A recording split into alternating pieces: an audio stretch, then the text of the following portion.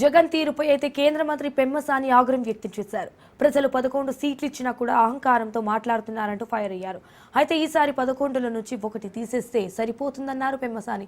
ఇక జగన్ భాష ఆలోచన ఎప్పటికీ మారదని మరోసారి రుజువైందన్న పెమ్మసాని ప్రజలు జగన్ బట్టలుడదీసి కూర్చోబెట్టే రోజులు త్వరలోనే వస్తాయని హెచ్చరించారు. ఆయన భాష, ఆయన మైండ్ సెట్ ఎప్పటికీ మారదని ఆయన ఇంకోసారి రుజువు చేశారు. ఇంతకుముందు ఎప్పుడన్నా ఇటువంటి చరిత్ర ఉందా ఆంధ్రప్రదేశ్లో? ఈ విధంగా ఒకళ్ళ మీద ఒకళ్ళు ఎందుకు చేశారు? బరి తెగించి పార్టీ ఆఫీసుల మీద పడి కొట్టి పార్టీ ఆఫీసుల్ని కాల్చి ఈ విధంగా చేస్తే కార్యకర్తలందరూ కూడా ఈరోజు రగిలిపోతూ ఉన్నారు. చంద్రబాబు నాయుడు గారి మంచితనం వల్ల ఈరోజు ఆపుతున్నారు. ఆయన మాట్లాడేది బట్టలు తీసుకొడతారంటున్నా. 11 సీట్లు ఇస్తే ఇంకా రాలేదు, ఇంకా వస్తుంది, ఇంకో నెక్స్ట్ టైం ఆ ఒకటో తీసేస్తే సరిపోతుంది.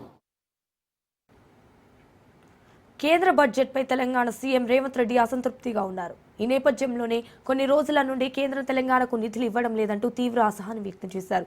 ఈ క్రమంలో రేవంత్ వ్యాఖ్యలను కేంద్ర మంత్రి పెమ్మసాని తప్పుపట్టారు. కానీ చేతగానితనంతో బండలు వేయడం తప్పితే రేవంత్ చేస్తున్న వ్యాఖ్యల్లో వాస్తవం లేదన్నారు.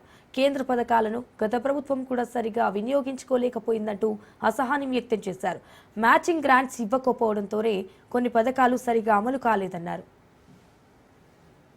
నా డిపార్ట్మెంట్లో పిఎం ఆవాస్ యోజన గ్రామీణ ఉంది. దాంట్లో దాదాపుగా 1000 కోట్ల రూపాయలు పెట్టి హౌసింగ్ అలొకేట్ చేస్తే గత 5 సంవత్సరాల్లో కేసీఆర్ గారు వాళ్ళు ఆ ఇళ్లను వేటిని కూడా వాడుకోలేనటువంటి పరిస్థితి.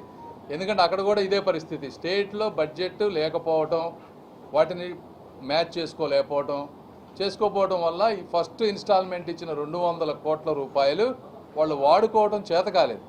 యూటిలైజేషన్ సర్టిఫికెట్స్ ఇచ్చి వర్క్ కనిపిస్తే ఆపడానికి కాన్స్టిట్యూషన్లో ఎవరికి మాత్రమే అధికారం ఉంటుంది? రాష్ట్రాలు కానీ కొన్ని కానీ వాళ్ళ చేతగాని తరం వల్ల ఎవరో బండలేయటాన్ని తప్పించి ఇందులో వాస్తవాలు ఏమీ లేవు. కిసాన్ కార్డ్స్ ఉన్నాయి, 3 లక్షల నుంచి 5 లక్షలు. అది ఇండియా మొత్తానికి వర్తిస్తుందా లేదా? Already existing card holders. రెండోది 100 యాస్పిరేషనల్ డిస్ట్రిక్ట్స్. 100 యాస్పిరేషనల్ డిస్ట్రిక్ట్స్ ఈ 2 రాష్ట్రాల్లోనే ఉన్నాయా? లేవు కదా. 100 యాస్పిరేషనల్ డిస్ట్రిక్ట్స్ ఎట్లుంటాయి 2 రాష్ట్రాల్లో? సో కాబట్టి రేవంత్ రెడ్డి గారు కాంగ్రెస్ ప్రభుత్వం అవి తప్పించి వాళ్ళు ఏమో మాట్లాడారు.